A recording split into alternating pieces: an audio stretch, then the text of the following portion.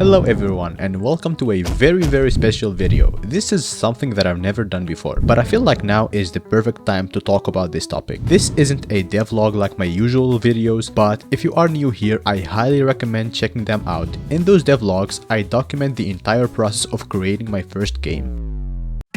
Throughout my journey, I made sure to write down everything I found essential to make my first game. And today, I want to share those insights with you. And honestly, I want to focus on helping others make their first game because this step is the hardest. There are two reasons why you might click on this video. You've tried making games before, but your ideas ended up in the trash bin after a few weeks. Or you are just a curious human being about game development and looking for motivation to get started. Whichever the case, you've come to the right place. Game development is often mistaken for the same joy that comes with playing video games, and many people expect to experience that same excitement while creating one. Here is how it usually goes for those people.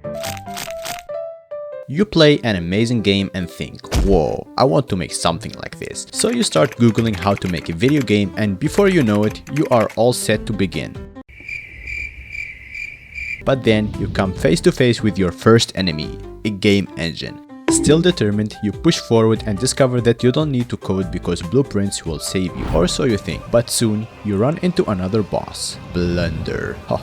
Very scary. Since you are too focused on making a video game, you decide to skip this step. You hear about Fab, and before long, you're downloading assets like crazy to speed things up. But then it hits you. Your game looks like 99% of the games on the market, and let's not talk about all those copyrights that will chase you down. So you decide to learn a texturing software to customize your assets and distinguish yourself from the norm, only to fall deeper into the rabbit hole. One day, you wake up and realize you've drifted so far from your original goal that you don't even know what you were trying to make anymore. And that's when you give up.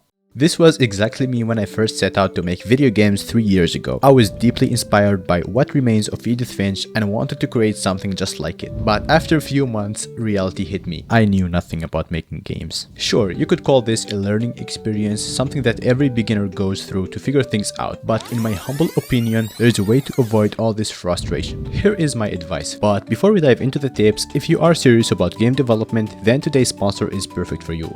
Brilliant.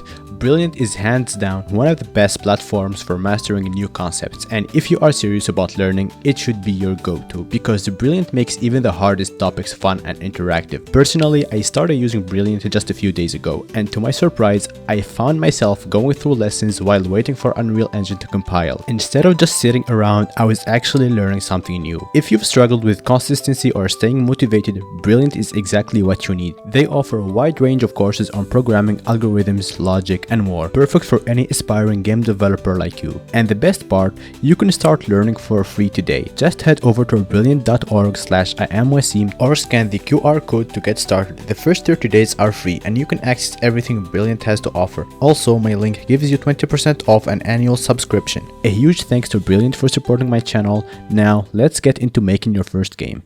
Forget about your dream game.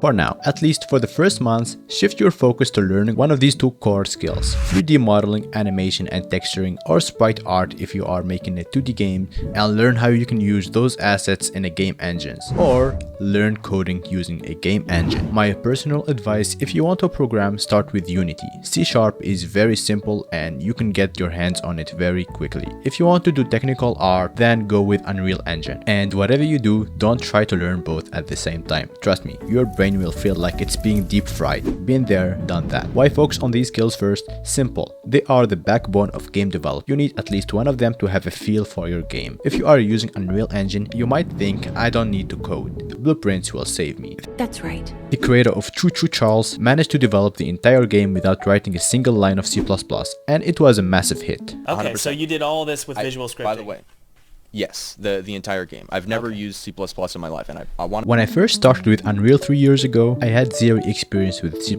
either. I only knew a little C# from using Unity, yet I still managed to create small prototypes because I focused on level design and making assets at that time. But then I fell in love with coding, and before I knew it, I had started coding with C++. And that's the beauty of game development. As you go, you naturally pick up new skills, but first, you need a strong foundation. Another piece of advice I wish I could would give my past self from 3 years ago is this: learn the art of finishing what you start. Consistency is one of the most important skills, especially for your first game. We are not talking about quick projects that can be wrapped up in a few weeks. Making games takes time. You must be willing to spend hours, day after day, working on the same thing. And here's the hard truth: you will get bored, you will feel frustrated, and at some point you will be tempted to delete the entire project and chase a shiny new idea or change engines. This is especially true when you hit a problem that you don't know how to solve. But if that moment comes, and it will, my best advice is this: stick with what's on your plate and finish it first. New ideas will always be tempting, but nothing beats the feeling of completing a project. I'm speaking from an experience here. When I was working on Greg the Glider, which is free by the way, and you can play it on itch.io, there were days when I spent 14 hours straight just sitting at my desk staring at my screen trying to fix bugs. And I'm sure if I didn't force myself to push through, that game would never see the lights. This brings me to another important lesson I learned from making my first game: game scope. For your first game, your main focus should be getting familiar with the game engine and understanding the game development pipeline. And trust me, you will be iterating on the same things repeatedly, so even with a smaller scope, you will encounter a lot of unexpected challenges that will extend the development process. I know people working at big game studios as well as one-man armies, and they all say the same thing: a game spends 90% of its time in the prototyping phase. You will be staring at an ugly version of your game for the most time, so don't be disappointed. Even Sam Lake, the creative director at Remedy Entertainment, the studio behind all these games, mentioned the same thing during a studio tour. And there is always, like, it's always a prototype that then advances into the final product.